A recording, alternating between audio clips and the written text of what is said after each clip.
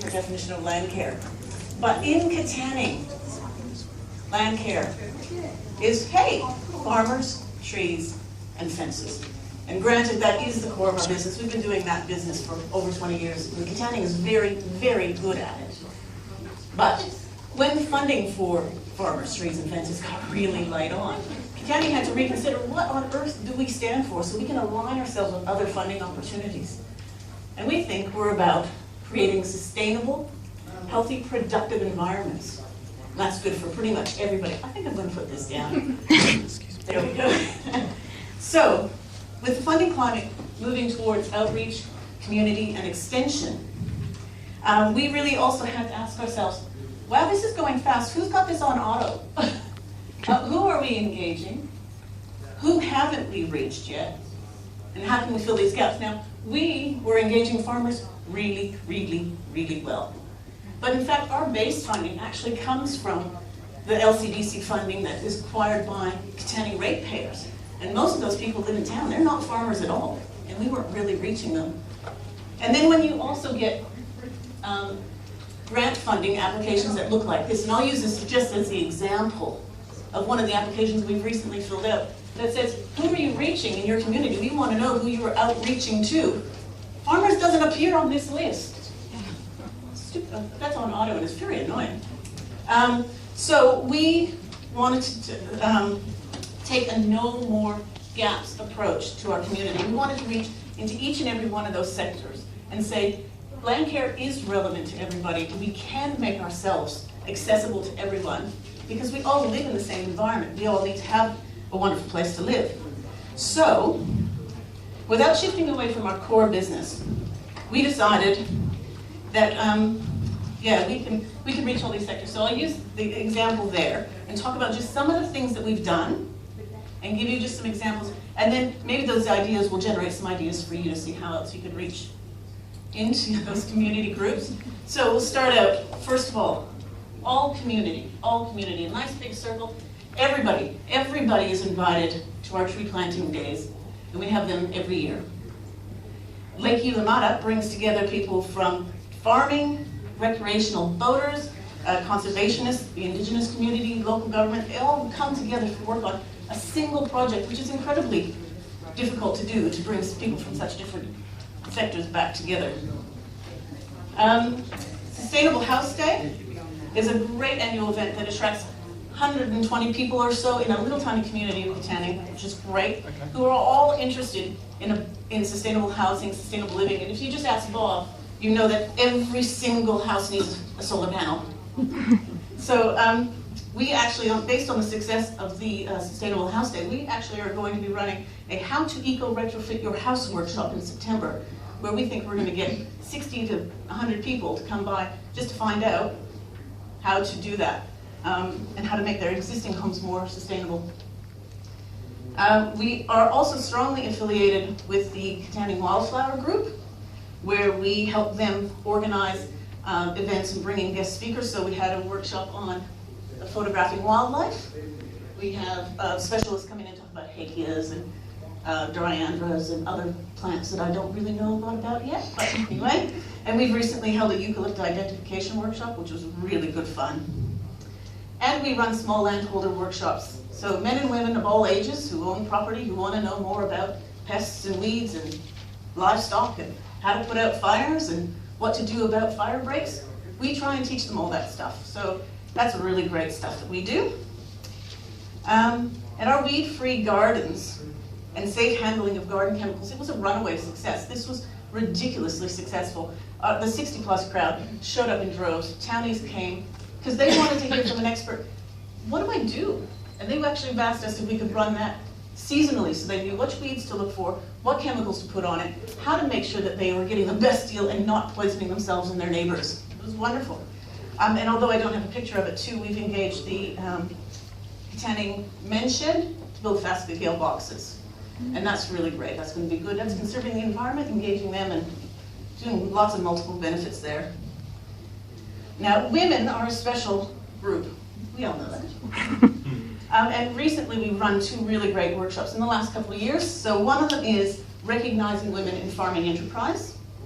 and the other one is Women Weathering Climate Change. And basically these are focusing on just women's role in on-farm decision-making, and their influence as the core of sort of a family unit, keeping the family together. So just really recognizing their contributions. And family and early childhood. Now, who would have thought Landcare is for babies? But indeed, Landcare is for babies too. Babies can be like environmentally conscious. We have an Introduction to Cloth Nappies workshop coming up, and that will definitely be a direct influence on babies and their families. Now, and schools, children and young adults. Now, this has several different categories that break down, but basically this is our schools, the kids in our schools, and Landcare has really been great. Katanning Landcare has been great at engaging with our schools. We participate in school tours and trips. We go into their classrooms and do informational class sessions. We have tree planting days every year, upcoming bat nights, and Ella's mentioned in previous presentations about a macroinvertebrate sampling things. We're actually going to get primary school kids to go out there and learn about macroinvertebrates in water. Brilliant. Great little science thing. But to break that down a little further, children who are 6 to 13, so our primary school kids, we engage really well with these. For example, we've recently done trees as a resource, stenciling our drains so that kids understand more about the catchment, where water goes, and why it's important to keep your water clean, leaking out to our lakes. We've also done in-class talks on worm farms and recycling. In our schools, we have 3 primary schools and 1 high school in Katanning, and they're really into the environment.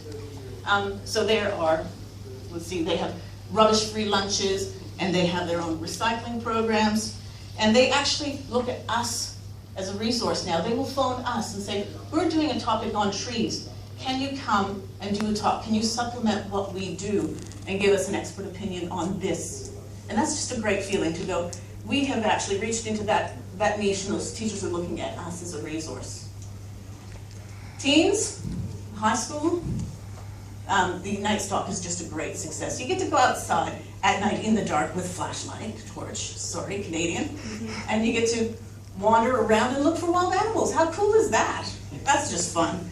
And we get to this group, and a lot of people say, how do you get a hold of teenagers? Teenagers don't want to do anything. Well, if they're involved in scouts, or they're involved in bush rangers, bang, hit that target, and then just put your information in school newsletters. Brilliant. And then young adults. Now, Ella talked a lot about the young adults, so we'll just kind of skip over that one, but our 6th almost annual Contiki Tour for Young People in Agriculture is coming up this August, so that'll be good fun. And it's a great time, because, you know, they get together, it's social, it's educational, it's going to be great.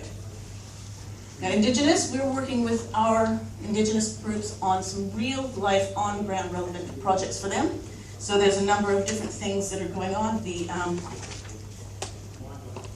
where is it?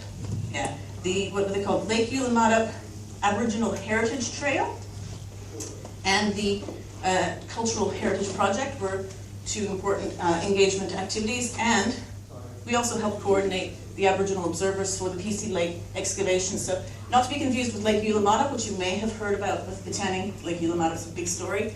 We've also dug out a 2nd hole in the ground. You know, we've got 2 lakes in Katanning, so that was good fun. And now, in a community of only around 4,000 people, Katanning actually has 45 cultures represented. So I'm flying the Canadian flag, but there are 44 other cultures out there flying a flag. And a lot of those people actually come from war-torn, impoverished nations, where things that we think are obvious and easy aren't obvious and easy. What to do about gardening or keeping chickens, where there might be rules and regulations. Well, why would there be rules or regulations about this? But there are. And, you know, we just exactly determined by the fact that this is a problem, there's a barrier, a language barrier, and understanding between what the Shire expects and what these people want. There has to be some sort of mesh. And so we're running a How to Keep Chickens in Your Backyard workshop in conjunction with the Shire of Katanning and the Katanning Migrant Resource Centre to try and bring that information together so people understand some of the important information about those sorts of topics. But even more important, I think, is the understanding of the waste management system in Australia. So we don't want our newcomers just chucking their stuff out in the bush or burning it in their barbecue. It's really messy.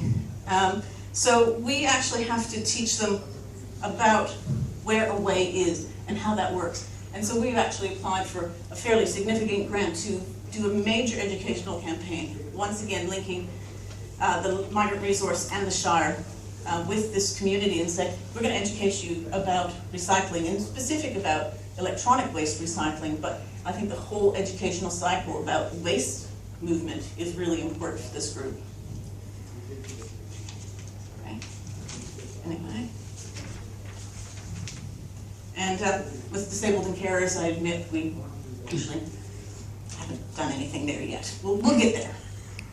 And hey, we're not going to ask. We don't care. I don't care. But if you want to come to our event, absolutely, show up. You're welcome always. Now, Katanning has hit a lot of people in a really unique situation. 4,500 people with, 45 different cultures. But we're not unique. You can do this too. Anybody can do this. So just ask yourself, who are you reaching already? You probably have some great inroads. And I've mentioned a few of our good inroads. But where are your gaps? Who aren't you reaching? So I mentioned, for example, with our disabled and carers, we don't actually know a lot about that population. We don't know what need we might be able to fill. Like, if their biggest concern is actually having a toilet in downtown that's wheelchair accessible, we're probably not going to be able to help. But if they want a tactile garden, and there's some links we can help form there, perhaps there's a touch and feel garden, and an opportunity might meet somewhere in the middle, and that might be something we can help out with. And I'd have to say our health community is an ongoing challenge. There are so many languages, there are so many barriers there, that making those connections and getting a hold of translation services, massive. So still some work to go there. And if you have any trouble filling your gaps, you can just ask Scoop here, I'm sure he'll help. Now, doing this is actually really worthwhile. I mean, you say, why would you bother? What does it matter? It's actually improved our resilience as an organization and our relevance as an organization, because we are now accessible and visible and understood by a wider range of the of our audience, of our community. So we used to just sort of hit this niche over here. There's our farmers. But what about all these guys? Being in the eyes of so many more people just, I think, provides us more longevity and more opportunity. So I'm going to bring it to a close with a little bit of fun, I hope. If this works, we're all going to sing. All right, everybody. We're going to change the words a little. Can we reach them? Yes, we can. One more. Can we reach them? Yes, we can.